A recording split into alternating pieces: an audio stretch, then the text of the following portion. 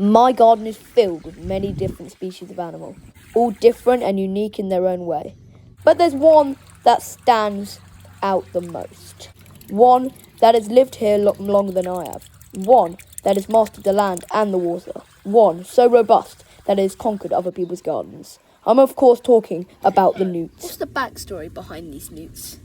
Well, these newts have been around for literally ages.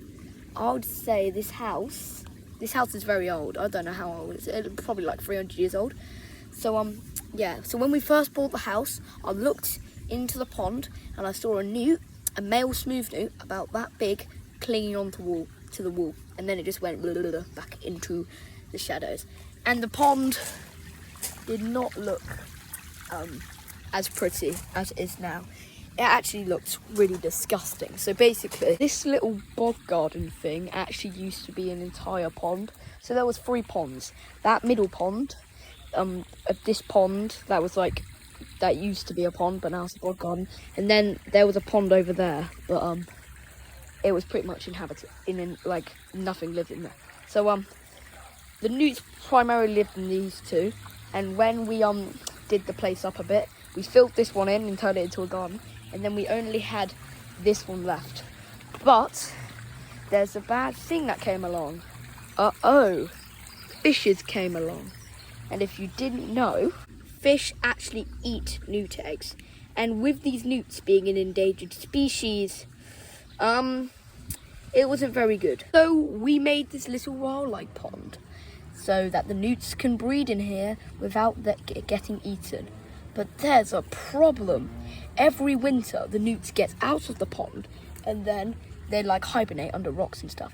But because they're stupid dumbos, they of course pick the biggest source of water, which is the main pond where the fish live. So they just crawl into the fish pond, and they've been breeding there. So we have to keep catching them out and putting them in here so they don't make babies in that pond. Because if they lay eggs in that pond, the fish are going to eat their eggs, which is really, really bad. So yeah, that's a little backstory on the history of the newt kingdom. Also, I want to put out that these newts are not great crested newts. Great crested newts are actually protected by law and are heavily endangered. These are only smooth newts. They're still endangered, but they're not as endangered. So that's good. And now this is how you differentiate the female from the male newt, to tell which one is which. Luckily, we have a female and a male just cuddling up each other. So if you saw that spotty one over there, that is a male because he's more spotty and he needs those spots to attract the mates. And here we have the female. The female is a bit more boring because they don't need to attract the mates. They get mated. As you can see, I think these ones are mating about. And the male, when they want to attract a female, they will do a cool little dance with their tail, and the tail will just go, and then that will attract the female somehow. So if you want to attract your females, wave your tail around. And now here's the crazy part about this whole thing.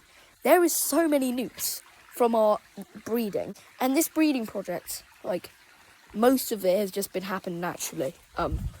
They've just been breeding in here, in this pond for hundreds of years. They've advanced to other people's gardens.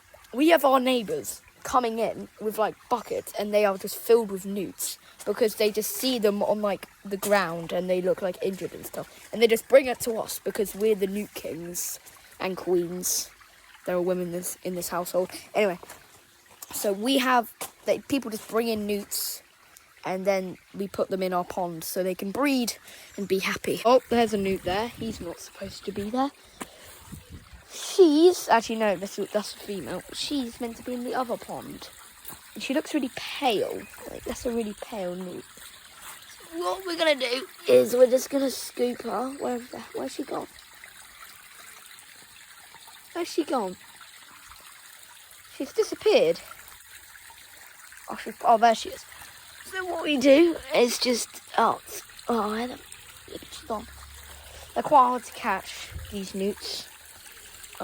So what we're going to do, we're just going to scoop it up, put it in the other one, and so she can lay some eggs. Right, so Miss Newtington has disappeared.